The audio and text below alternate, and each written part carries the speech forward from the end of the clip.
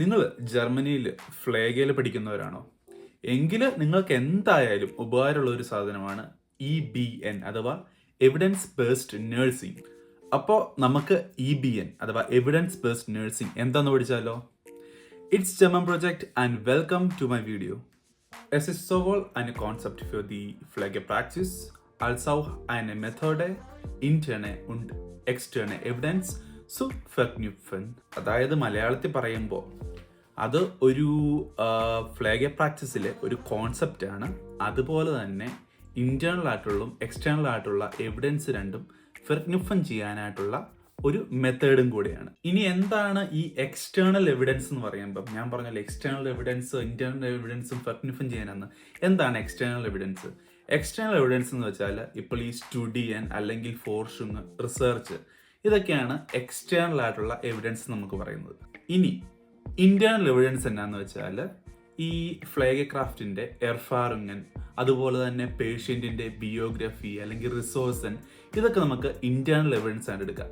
ഈ EBN എന്ന് പറയുമ്പോഴത്തേക്കും ഒരു പ്രോബ്ലം ലിയോസിങ്സ് പ്രോസസ്സായിട്ട് വേണം നമുക്കത് പറയാനായിട്ട്. അതൊരു തരം പ്രോബ്ലം ലിയോസിങ്സ് പ്രോസസ്സാണ് ഈ എവിഡൻസ് ബേസ്ഡ് നഴ്സിംഗ്. ആ പേര് തന്നെ ഉണ്ട്, എവിഡൻസിനെ ബേസ് ചെയ്തുള്ള നഴ്സിംഗ്. അതായത് മുമ്പ് ചെയ്ത അല്ലെങ്കിൽ മുമ്പ് എർഫാറിംഗ് ഉള്ള നേഴ്സസിന്റെ അല്ലെങ്കിൽ ഇതിനു മുമ്പ് നടന്ന റിസർച്ചുകളുടെ അതിനെ പറ്റി അല്ലെങ്കിൽ അതിൽ നിന്ന് എർഫാറിംഗ് എടുത്ത് അത് പ്രാക്ടീസിൽ അൻവെന്റും ചെയ്തുകൊണ്ടുള്ള നേഴ്സിംഗ്. ഇതിന് ഇപ്പം ആക്ച്വലി 6 സ്റ്റെപ്പ് ഉണ്ട്. ആ 6 സ്റ്റെപ്പ് നിങ്ങൾ കാണാതെ പഠിക്കണം. ഒന്ന്, ഔഫ്ഗാബിസ്റ്റെല്ലിംഗ് അല്ലെങ്കിൽ ഔഫ്ട്രാക്സ്ക്ലെയറും.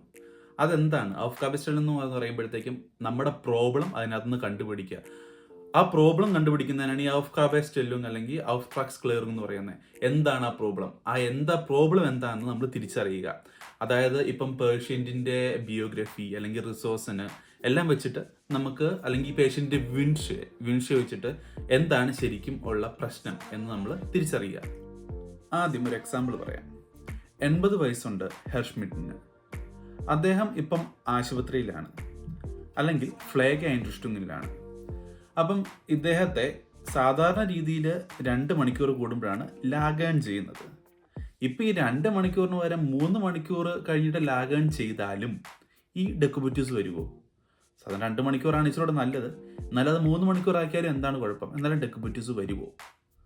ഇത് നമുക്കൊരു ഫാളായിട്ട് എടുക്കാം. ഇനി 2ലാണ് ഈ ഫ്രാഗേസ്റ്റെല്ലിംഗ് വരുന്നത്.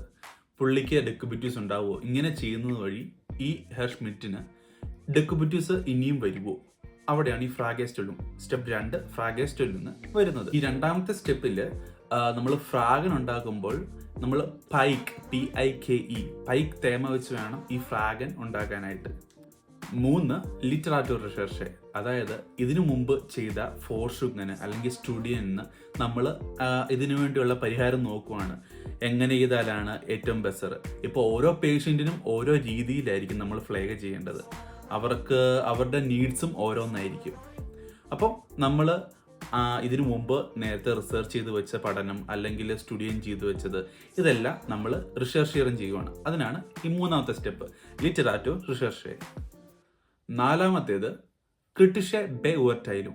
അതായത് ഈ പേഷ്യൻറ്റിന് ഏറ്റവും ബെസ്റ്റ് ആയിട്ടുള്ള ഓപ്ഷൻ ഏതാണ്, എങ്ങനെ ചെയ്താലാണ് ഈ പേഷ്യൻറ്റിന് ഏറ്റവും ബെസ്റ്റ് ആയിട്ട് ഇതിൽ നിന്ന് റിക്കവർ ആകുന്നത് അല്ലെങ്കിൽ ഫ്ലേഗ ചെയ്യാൻ പറ്റുന്നത്. 5ാമത്തേത് ഇംപ്ലിമെന്റിയറും എന്ന് വെച്ചാൽ നമ്മൾ ഇപ്പം എടുത്ത് കണ്ട വിഷൻ ഷാഫ്റ്റ് നമ്മുടെ ബവോണറിന്റെ അടുത്ത് ഇംപ്ലിമെന്റ് ചെയ്യുന്നു. ഈ ഇംപ്ലിമെന്റിയറിങ്ങിനകത്ത് വരുന്നത് തന്നെയാണ് ഈ മാസ്നാമെ ഡൂഷ്ഫ്യൂറൻ und അൻപാസൻ. മാസ്നാമെ ഡൂഷ്ഫ്യൂറൻ ചെയ്യുക, അത് അൻപാസൻ ചെയ്യുക. 6, ഇവാലുവാക്സിയോൺ എന്ന് പറയുമ്പോഴത്തേക്കും നമ്മളിപ്പോൾ ഈ ഇംപ്ലിമെന്റ് ചെയ്ത ടെക്നിക്ക് ഈ പേഷ്യൻറ്റിൻ്റെ അടുത്ത് അത് നന്നായിട്ട് വൃക്കം ചെയ്തോ, അതിന് എർഫോൾ ഉണ്ടായോ, അല്ലെങ്കിൽ അത് എന്തുമാത്രം സക്സസ് ആയിരുന്നു, അതാണ് ഇവാലുവാക്സിയോൺ കൊണ്ട് ഉദ്ദേശിക്കുന്നത്. അപ്പോൾ ഇതൊക്കെയാണ് എവിഡൻസ് ബേസ്ഡ് നഴ്സിംഗും അതിൻ്റെ 6 സ്റ്റെപ്പുകളും. ഇപ്പോൾ ഞാൻ പറഞ്ഞു തന്ന കാര്യങ്ങൾ ഞാൻ പഠിച്ച് എനിക്ക് മനസ്സിലായ കാര്യങ്ങളാണ്.